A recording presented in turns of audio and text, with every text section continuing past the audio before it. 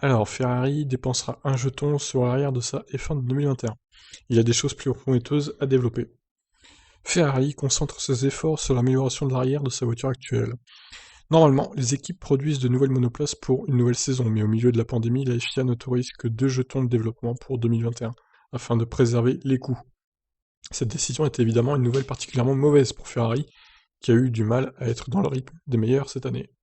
Mais la Scuderia a soutenu ce gel pendant le confinement. Lorsqu'on lui a demandé qui déciderait sur quoi l'équipe de Maranello devrait se concentrer, le designer Simone Resta répond: l'équipe, nous, le travail des designers.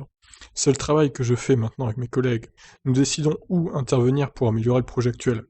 Et nous nous dirigeons vers la refonte de l'arrière de la voiture. Nous allons reconcevoir ce domaine parce que nous pensons qu'il y a des choses plus prometteuses à développer pour augmenter la marge de la performance. C'est donc un jeton sur les deux dépensés, l'autre jeton n'est pas connu pour l'instant.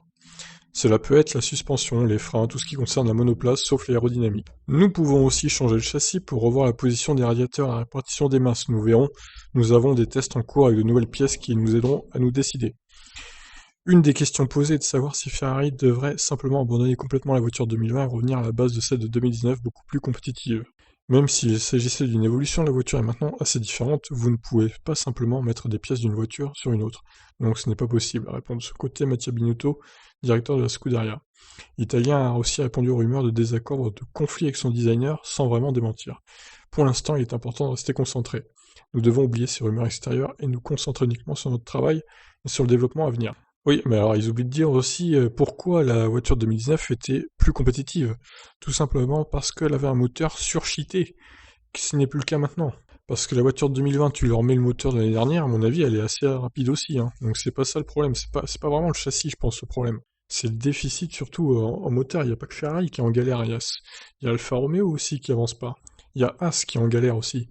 Comme par hasard, les trois voitures différentes qui sont équipées d'un moteur Ferrari, elles avancent pas. Donc c'est pas un hasard, hein. Alors il y a peut-être moyen d'améliorer le châssis, mais c'est surtout le moteur sur lequel il faut se concentrer pour moi. Bon voilà, après je pense qu'ils savent ce qu'ils font. J'espère pour eux du moins, et j'espère pour eux qu'ils seront meilleurs en 2021. De toute façon, de 2020, ils peuvent faire une croix dessus, hein. C'est poubelle, hein. Ils arriveront même pas à être troisième du championnat, c'est sûr, voire même quatrième, c'est compliqué. À mon avis, s'ils peuvent se battre pour la cinquième place et encore, je suis même pas sûr. À mon avis, ils resteront sixième, hein. Donc Ferrari, cette année, c'est la pire année depuis longtemps. Je vous laisse réagir. Qu'en pensez-vous? Ciao.